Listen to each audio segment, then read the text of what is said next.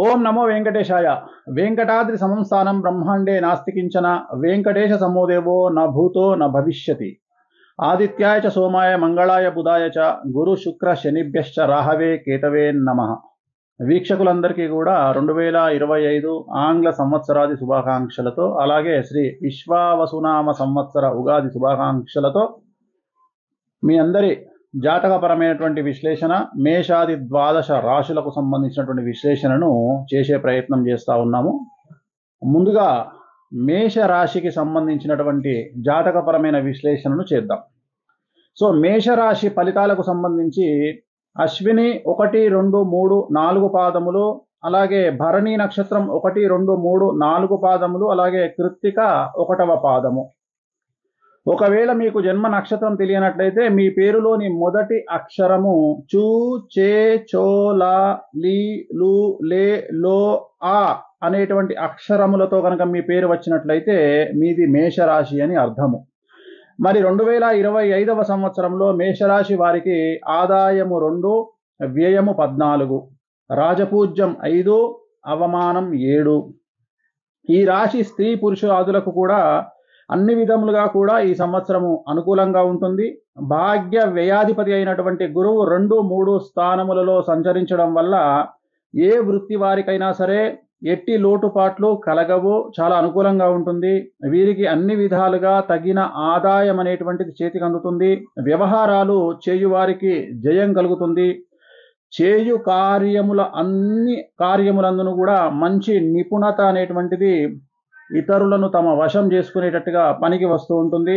అలాగే మీ శక్తి సామర్థ్యములను ఇతరులు గుర్తించేటట్టుగా గౌరవ లాభములు, జీవన లాభములు పొందుతారు.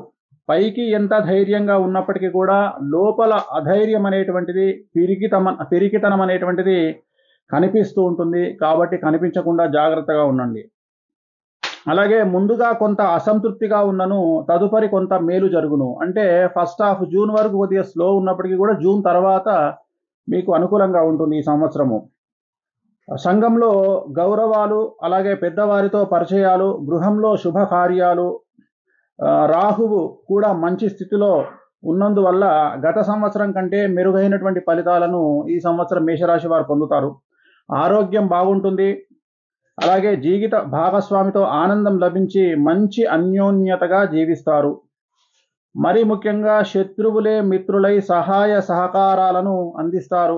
గతంలో నిలిచిపోయినటువంటి శుభకార్యములు తప్పక జరుగుతాయి.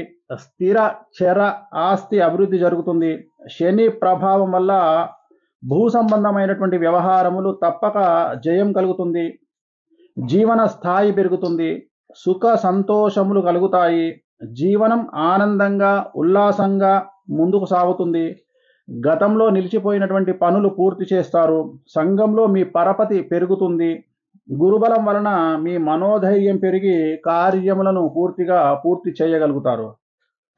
ఈ సంవత్సరము ఉద్యోగులకు చాలా అనుకూలంగా ఉంటుంది, యోగదాయకంగా ఉంటుంది. ప్రమోషన్స్తో కూడిన బదిలీలు, అధికారుల మన్ననను పొందగలుగుతారు. కేంద్ర రాష్ట్ర ప్రభుత్వాల యందు పనిచేయే వారికి మంచి అభివృద్ధి, గుర్తింపు లభిస్తుంది. గతంలో ఉన్నటువంటి కోర్టు కేసుల నుండి విముక్తి పొందుతారు.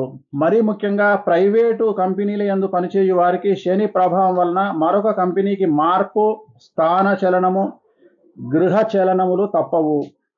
నిరుద్యోగులకు ఈ సంవత్సరం అవకాశములు లభించును. జీవితంలో స్థిరత్వము పర్మినెంట్ కాని వారికి ఈ సంవత్సరం కూడా నిరాశే ఎదురగును. అంటే ఈ సంవత్సరం పర్మనెంట్ కానటువంటి వారికి మళ్ళీ పర్మనెంట్ కానటువంటి పరిస్థితి కనిపిస్తూ ఉంది. అలాగే రాజకీయ నాయకులకు సంబంధించి గురుబలం చాలా బాగుంది. శని బలం ఉన్నందున అనుకూలంగా ఉంటుంది. అధినాయకులతో సఖ్యత, ధన వ్యయము తప్పదు. ప్రజలలో గుర్తింపు చాలా ఎక్కువగా ఉంటుంది. కోర్టు కేసులలో విజయం ఉంటుంది. ప్రజలతో సత్సంబంధాలు ఉంటాయి. ఏదైనా ఒక పదవి తప్పక లభిస్తుంది. ధనం మంచినీళ్ల వలె ఖర్చు అవుతుంది. ఎన్నికలలో పోటీ చేసినట్లయితే మీకు విజయం చేకూరుతుంది. అంటే సినిమా ఇండస్ట్రీ వారికి, కళాకారులకు అనుకూలంగా ఉండదు. గురుబలం వల్ల మాత్రం అవార్డులు, రివార్డులు లభించును. గాయకులకు నూతన అవకాశములు లభించును. టీవీ సినిమాల్లో ఉన్న వారికి విజయాలు లభిస్తాయి. అవకాశాలు ఉండకపోవచ్చు కానీ వచ్చిన అవకాశాలు మాత్రం విజయాలుగా రూపంగా మారుతాయి. గృహ నిర్మాణము లేదా స్థలం కొనుట తప్పక జరుగుతుంది. అభివృద్ధి పదంలో దూసుకుపోతారు. ఈ సంవత్సరం అన్ని రకముల వ్యాపారస్తులకు అనుకూలంగా ఉంటుంది. మంచి లాభములు పొందగలుగుతారు. హోల్సేల్ మరియు రిటైల్ వ్యాపారులకు అనుకూలంగా ఉంటుంది. నూతన వ్యాపారములు ప్రారంభిస్తారు. కాంట్రాక్టు దారులకు అంటే కాంట్రాక్టు పనులు చేసే వ్యాపారులకు, గృహ నిర్మాణాది పనులు చేయు వారికి విశేష లాభం ఉంటుంది. అంటే కాంట్రాక్టర్లకు, బిల్డర్లకు చాలా అనుకూలంగా ఉంటుంది ఈ సంవత్సరము. అలాగే వస్త్ర వ్యాపారం అంతంత మాత్రమే. రియల్ ఎస్టేట్ రంగంలో ఉన్న వారికి ఈ సంవత్సరము లాభములు ఉండవు. షేర్ మార్కెట్లో ఉన్న వారికి మంచి లాభాలు. సరుకులు నిల్వ చేయు వారికి చాలా బాగుంటుంది. బంగారం వెండి వ్యాపారములకు కొద్దిపాటి నష్టము తప్పకపోవచ్చును. రైసు మిల్లర్లకు చాలా అనుకూలంగా ఉంటుంది. హోటల్ రంగం చాలా అభివృద్ధి చెందుతుంది. చిన్న చిన్న కిరాణా వ్యాపారస్తులకు, హోల్సేల్ హోటల్స్కు వారికి చాలా లాభదాయకంగా ఉంటుంది.